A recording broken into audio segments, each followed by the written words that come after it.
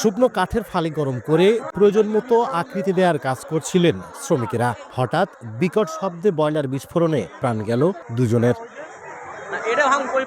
মঙ্গলবার বিকেলে জেলার কোটচাঁদপুরে মিজানুর রহমানের কারখানায় কাঠে তাপ দেওয়ার কাজ করছিলেন কয়েকজন শ্রমিক। এ সময় হঠাৎ বিকট শব্দে বয়লার বিস্ফোরণ ঘটে।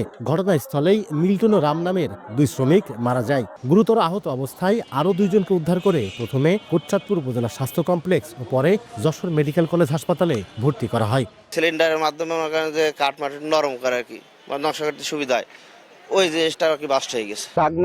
দেয়াল মাল ভেঙে বাথরুমের ছাদটা ভেঙে পাশে দূরে আরো চলে গেছে। খবর পেয়ে ফায়ার সার্ভিস ঘটনাস্থলে আসে, জানায় অতিরিক্ত তাপ দেওয়ার কারণেই বয়লারটির বিস্ফোরণ ঘটেছে।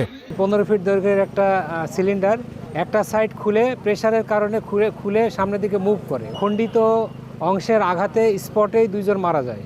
নিহত মিল্টন ও রামের বাড়ি কোটচাঁদপুর উপজেলার বলুহর ইউনিয়নের সিঙ্গা গ্রামে।